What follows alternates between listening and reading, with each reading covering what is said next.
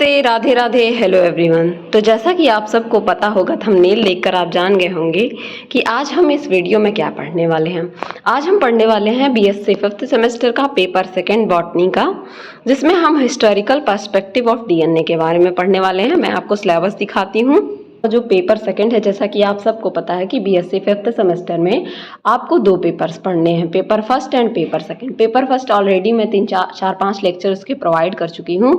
अब मैंने सोचा क्यों ना पेपर सेकंड भी स्टार्ट किया जाए, क्योंकि एग्जाम में तो आपके दोनों से पूछे जाएंगे, तो मैंने सोचा दोनों स्टार्ट किया जाए। तो पेपर सेकंड में आपको जनरली क्या पढ़ना है, पहला जो यूनिट है उसमें आपको जेनेटिक मटेरियल के बारे में पढ़ना है।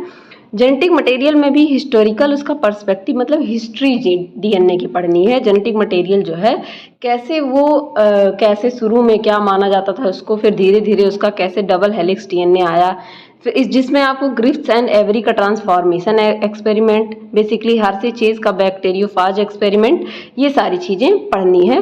वॉटसन एंड क्रिक का मॉडल सबसे लेटेस्ट मॉडल है, इसलिए वो आपको बोला गया है कि आपको वॉटसन एंड क्रिक तक के मॉडल को पढ़ना है जेनेटिक मटेरियल के हिस्टोरिकल पर्सपेक्टिव में। आज हम कुछ हिस्टोरिकल पर्सपेक्टिव देखेंगे। आगे के लेक्चर्स में अब मैं आपको अलग ग्रिप्स एंड एवरी का ट्रांसफॉर्मेशन एक्सपेरिमेंट अलग लेक्चर दूंगी, हर्षे चेज का बैक्टीरियोफाज एक्सपेरिमेंट अलग लेक्चर दूंगी। इस तरीके से मैं आपको लेक्चर्स प्रोवाइड करूंगी। तो चलिए स्टार्ट करते हैं। लेकिन उससे पहले अगर आप चैनल पे नए हैं तो प्लीज़ चैनल को लाइक शेयर सब्सक्राइब कीजिए, और इन नोट्स के जो भी मैं पढ़ाती हूँ, मेरे वीडियोस जितने भी हैं, जितने भी नोट्स मैं बनाती हूँ, उसके आपको नोट्स प्रोवाइड करती हूँ अपने टेलीग्राम चैनल पे। तो अगर आपको नोट्स चाहिए तो वहाँ से आप वहाँ जाके डिस्क्रिप्शन में दिया हुआ है ज्वाइन कर सकते हैं। और अगर आपको कोई प्रॉब्लम होती है तो आप कमेंट सेक्शन में बता सकते हैं, या हमारे इंस्टाग्राम हैंडल पे मैसेज कर सकते हैं, वहाँ आपको रिप्लाई ज़रूर मिलेगा। तो चलिए स्टार्ट करते हैं। डीएनए की हिस्ट्री क्या है। हिस्टोरिकल पर्सपेक्टिव का मतलब होता है किसी चीज़ की हिस्ट्री को जानना कि कैसे ओरिजिन, जैसे ह्यूमन की आप हिस्ट्री पढ़ते हैं तो हम ऐसा माना जाता है कि हम लोग बंदरों से हम लोग का ओरिजिन हुआ है, तो उसी तरीके से हम हिस्ट्री पढ़ने वाले हैं डीएनए की। तो यहाँ पे मैंने मेंशन किया है the history of DNA started 500 BC।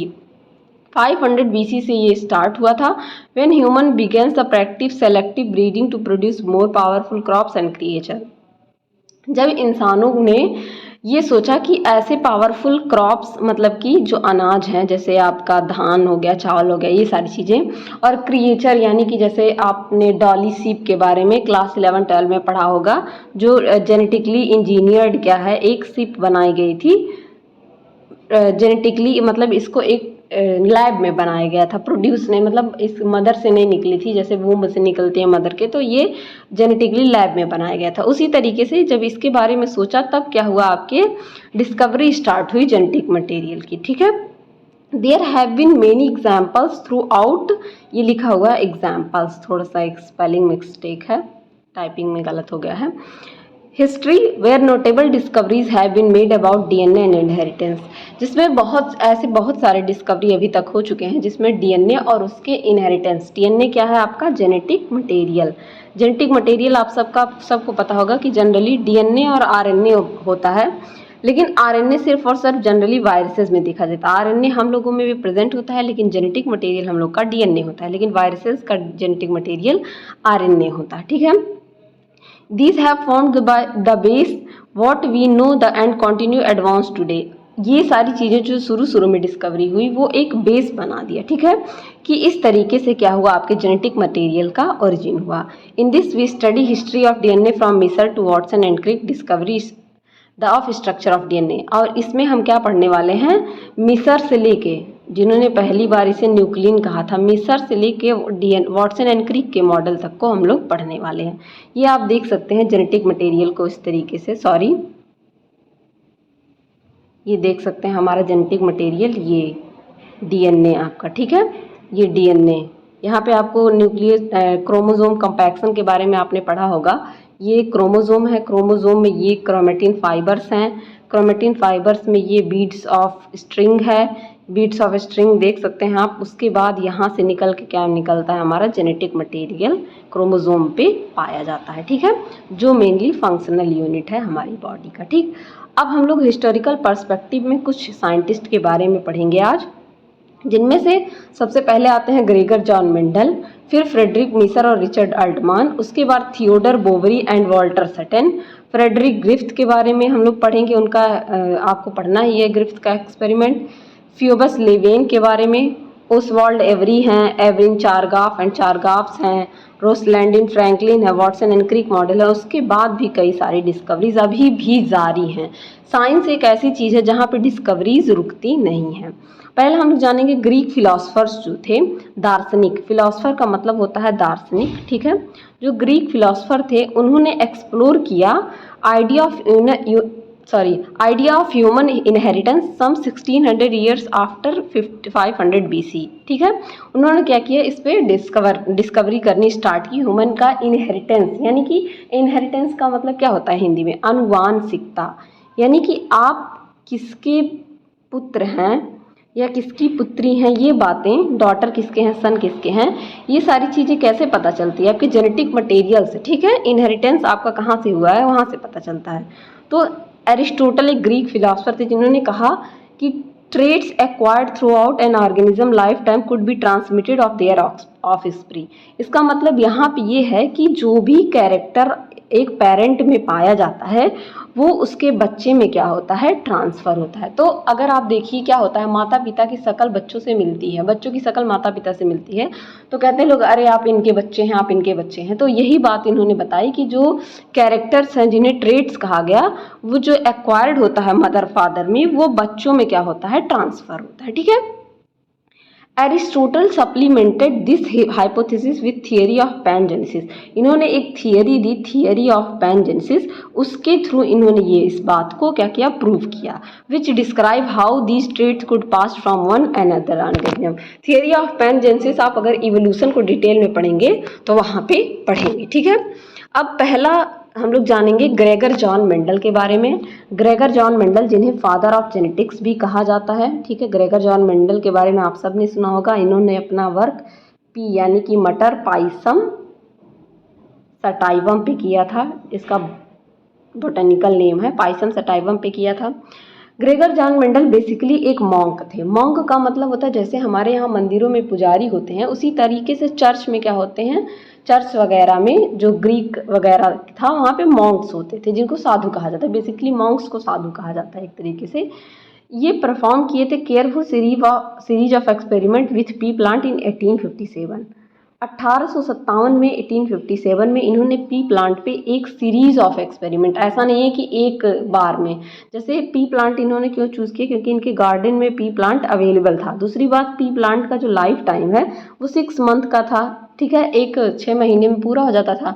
तो इनके लिए आसान था उसको 20-25 बार तक ऑब्जर्व करना, कई सालों तक ऑब्जर्व करना, ठीक है। Mendel selected specific character of pea plants to study. आप जानते हैं 7 कैरेक्टर इन्होंने क्या किया था, लिया था। राउंडेड शेप, सीड, और उसके बाद पॉड के बारे में, उसके बाद उसके टेंड्रिल के उस पे इन्होंने 7 कैरेक्टर टोटल लिए थे। फॉर ईच कैरेक्टर, जिसको कि फिनोटाइप भी कहा जाता है, कैरेक्टर जो बाहर से दिखाई देते हैं उन्हें फिनोटाइप कहा जाता है।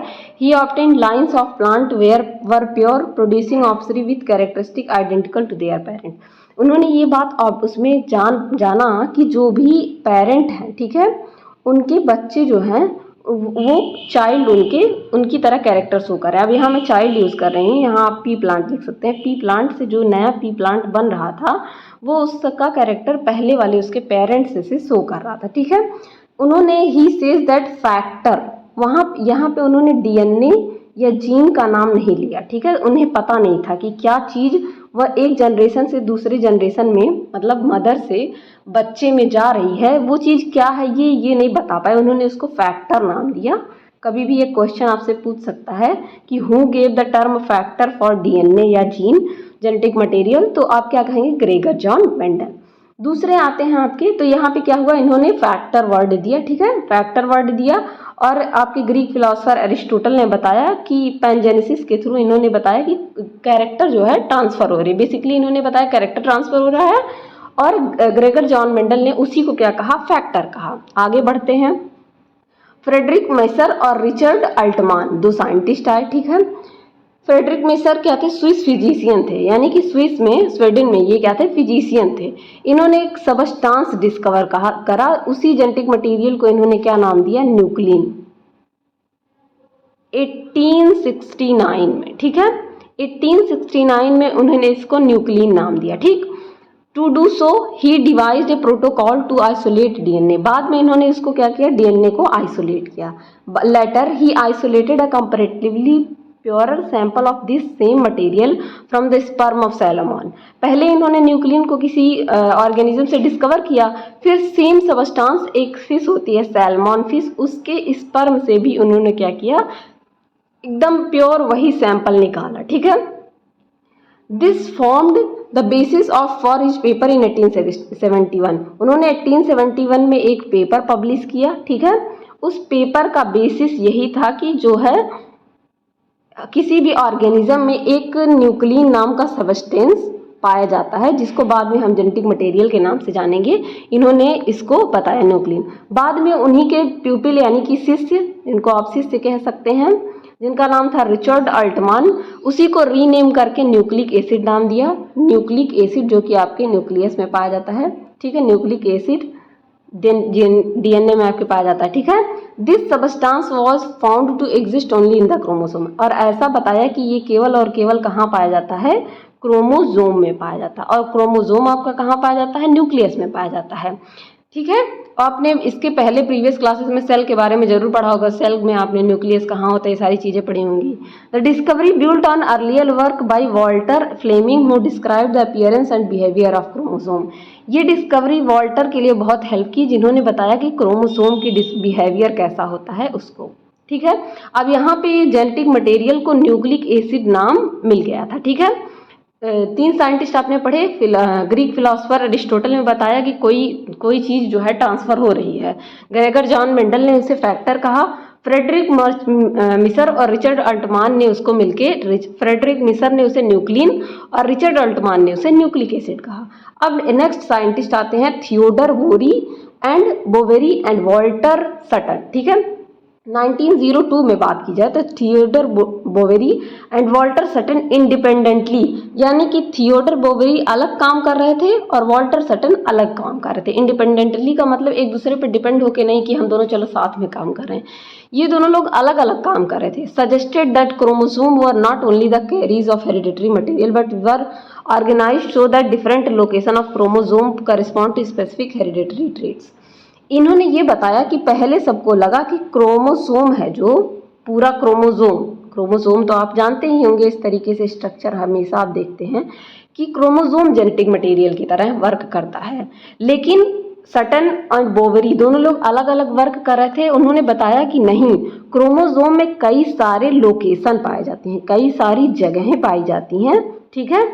यहाँ पे इस तरीके से ये जगह हो गया, ये जगह हो गया, ये जगह हो गया, ये जेनेटिक मटेरियल की तरह वर्क करती हैं। इनके थ्रू क्या होता है, ट्रेट यानी कि कैरेक्टर जो है एक ऑफस्प्रिंग्स, मदर से ऑफस्प्रिंग्स में यानी कि चाइल्ड में क्या होता है, पास होता है, चाहे वो प्लांट हो चाहे एनिमल हो, ठीक है। Boveri did this examining chromosomal behaviour during cell division. Boveri ने इसको कब देखा, जब सेल डिवीजन हो रहा था, तो उन्होंने देखा कि पूरा क्रोमोसोम नहीं पार्टिसिपेट कर रहा है। क्या पार्टिसिपेट कर रहा है, उसका कुछ पार्ट ड्यूरिंग गैमीट फॉर्मेशन और सेल डिवीजन। लेटर सटन ने emphasised how this was identical with Mendel's discovery. बाद में इसको देखा गया कि मेंडल तो पहले ही ये चीज़ बता चुके हैं कि कोई फैक्टर जो है ट्रांसफर हो रहा है। मेंडल, देखिए मेंडल एक ऐसे साइंटिस्ट थे, इनके बारे में थोड़ा सा मैं आपको बता देती हूँ इंटरेस्टिंग फैक्ट, कि इनके मरने के बाद 35 साल के बाद ये पता चला कि मेंडल ने इतनी बड़ी डिस्कवरी कर दी थी, जेनेटिक मटेरियल के बारे में बता दिया था। जब बाद में सारे साइंटिस्ट मैकली एवरी, मैकलियार्ट एंड मैककार्टी है, 3 साइंटिस्ट आए, उन्होंने अलग अलग डिस्कवरी की, तब उन्होंने बताया कि जो चीज़ें आज हम डिस्कवर कर रहे हैं वो मेंडल बहुत पहले ही बता चुके हैं। उस टाइम पे एक नेचुरल साइंटिस्ट थे डार्विन, वो बहुत फेमस थे, तो उनकी चर्चा ज़्यादा थी। बेचारे मेंडल की बातों को किसी ने सुना ही नहीं। तो यहाँ पे पता चला कि मेंडल तो पहले ही बता चुके हैं कि ट्रेट जो है, कोई फैक्टर जो है पास होता है, ठीक। This form the basis of cytogenetics which describe the structure, function and inheritance of chromosome. Cytogenetics आपको पढ़ना भी था, फर्स्ट ईयर में आपने पढ़ा भी होगा। साइटोजेनेटिक्स आपका पहला पेपर ही था जूलॉजी का। तो साइटोजेनेटिक्स की डिस्कवरी, जिसमें आपने स्ट्रक्चर, फंक्शन और इनहेरिटेंस ऑफ क्रोमोसोम के बारे में पढ़ा, ठीक है। नेक्स्ट आपका एक्सपेरिमेंट है F Griffith and every experiment. तो ये बड़ा एक्सपेरिमेंट है, इसको आपको अलग पढ़ना है, तो इसके लेक्चर मैं अलग अलग प्रोवाइड करूंगी, और आपका जो बैक्टीरियोफाज का एक्सपेरिमेंट है उसे भी मैं अलग प्रोवाइड करूंगी। तो आज के लेक्चर में बस इतना ही। आगे के लेक्चर में के लिए बने रहिए इसी तरह हमारी वीडियोज़ के लिए। Thank you everyone, keep growing, keep learning.